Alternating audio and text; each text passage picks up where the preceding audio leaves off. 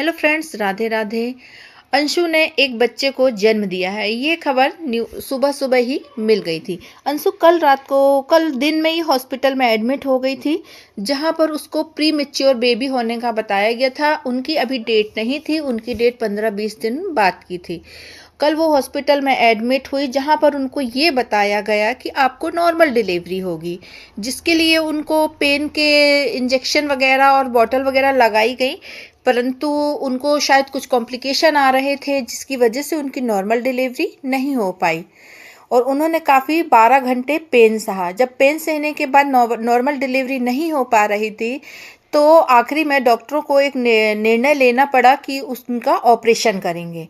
और उनके पति की सहमति से अंशु को सिजेरियन बेबी हुआ है। अब वो लड़का है या लड़की है, ये तो अभी उन्होंने नहीं डिक्लेयर किया है कि लड़का हुआ है या लड़की हुई है। हाँ, बच्चा हुआ है, बच्चा स्वस्थ है, माँ अच्छी है। दोनों को जो वीडियो में दिखाया गया बहुत अच्छे थे।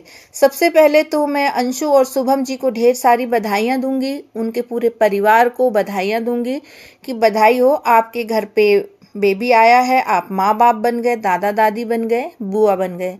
सारे चेहरे खिलखिलाते और खुश नजर आ रहे थे।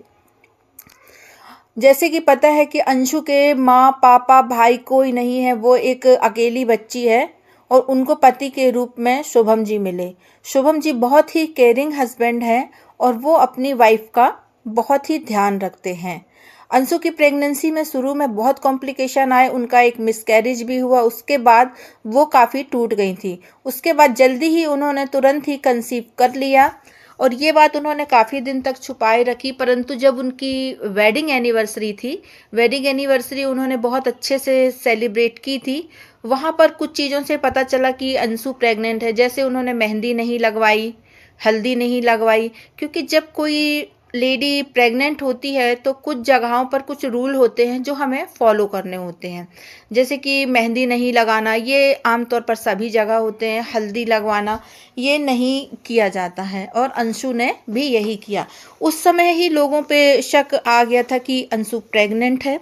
इसके बाद उनको कुछ सलाह देते हुए नज़र आए थे लोग उनकी वेडिंग एनिवर्सरी में। जैसे हमारी बुली आंटी, नहीं नहीं ये नहीं खाना, नुकसान करेगा तुमको, अभी वो नहीं खाना, तुमने ठंडा कैसे पी लिया, अभी तुमने ये खाया था, नुकसान कर जाएगा। तो जो एक केयरिंग वाली टोन होती है, केयरिंग कर रहे थे साले, वहाँ पर पता चल रहा था कि हाँ प्रेग्नेंट है अंशु। उसके बाद इन्होंने भी नहीं शो किया कि हाँ हम प्रेग्नेंट हैं या नहीं है।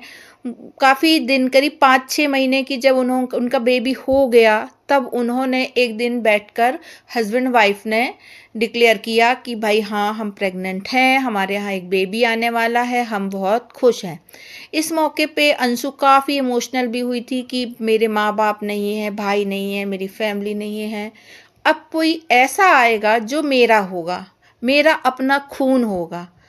उनके चेहरे पे वो खुशी देखते ही बन रही थी कि अपना होना क्या होता है। क्योंकि अंशु ने काफ़ी जगह से धोखा भी कह सकते हैं, मनमुटाव भी कह सकते हैं, या जो भी है उनकी आपसी कुछ बातें हैं। उन्होंने कुछ रिश्ते बनाए थे माँ बाप भाई बहन के, शायद वो रिश्ते नहीं चल पाए, तो वो उस रिश्ते से बहुत दुखी थी।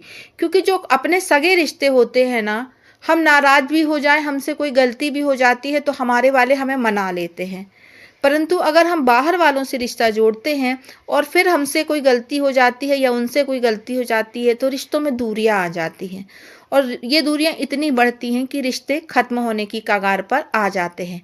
कुछ अंशु के साथ भी ऐसा ही हुआ। कुछ रिश्ते जो अंशु ने कमाए थे, वो रिश्ते वहाँ पर उसे खत्म होते नजर आए। काफ़ी गलत फहमियाँ बढ़ी, काफ़ी चीज़ें हुई, जिसकी वजह से काफ़ी कंट्रोवर्सी भी हुई, खींचतान भी हुई, जिसका असर अंशु की प्रेगनेंसी पे ना पड़े। तो दोनों पक्षों ने सोच समझकर अपने अपने मुद्दे साइड कर लिए और फिर इस बारे में ज़्यादा नहीं बोले, क्योंकि एक प्रेग्नेंट लेडी को ज़्यादा टेंशन देना ठीक नहीं होता है।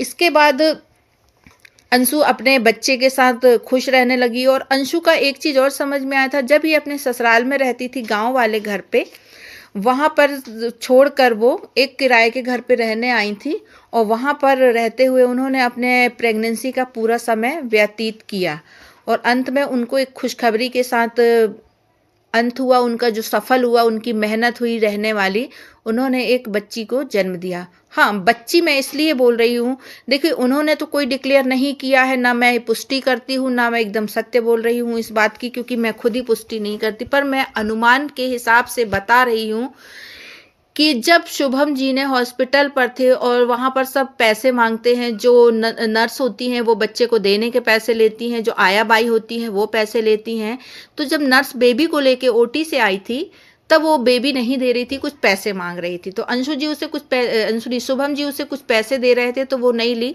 शुभम जी ने और ज़्यादा पैसे दिए तो उन्होंने बच्ची को अब उसकी दादी की गोद में दिया। बच्ची जैसे ही दादी की गोद में आई तो शुभम जी ने सबसे पहले उस बच्ची के पैर पड़े, बच्चे के पैर पड़े। तो देखिए जब लड़का होता है तो लड़के के पैर नहीं पड़े जाते हैं, क्योंकि लड़का ही पिता के पैर पड़ता है, परंतु बच्ची के पैर सब लोग पड़ते हैं। एक कन्या होती है, कन्या एक देवी का रूप होती है, इसलिए मुझे अनुमान लगा है कि वो बेबी बच्ची है। आगे जो भी होगा अंशु और शुभम रिवील करेंगे, बच्चे का फेस रिवील करेंगे, उसका जेंडर रिवील करेंगे कि वो क्या है। अभी इन्होंने फेस रिवील भी नहीं किया है, क्योंकि आजकल जो सोशल मीडिया पर ट्रेंड है कि बच्चे का फेस रिवील करने का भी एक पूरा ब्लॉग आता है, तब ये फेस रिवील करेंगे। तो इसी के साथ ये वीडियो मैं अभी ख़त्म करती हूँ। आप लोगों को मेरा वीडियो कैसा लगा प्लीज़ बताएं, और अगेन मैं फिर से बोलूँगी, अंशु और शुभम जी को माँ बाप बनने की बहुत बहुत बधाई, और साथ ही अंशु और शुभम को प्यार करने वाले जो उनके प्यारे प्यारे सब्सक्राइबर हैं उन लोगों को बहुत सारी बधाई। क्योंकि जो मैं वीडियो देख रही हूँ नीचे कमेंट आ रहे हैं मैं नानी बन गई, मैं मासी बन गई, तो ये पब्लिक का प्यार है जो वो अंशु से करते हैं। उन सभी को ढेर सारी शुभकामनाएं कि उन्होंने अंशु को और अंशु के बच्चे को इतना प्यार किया। हेलो फ्रेंड्स, अगर आपको मेरी ये वीडियो ठीक लगती है तो प्लीज़ उसे लाइक करें और कमेंट करके ज़रूर बताएं। नमस्कार।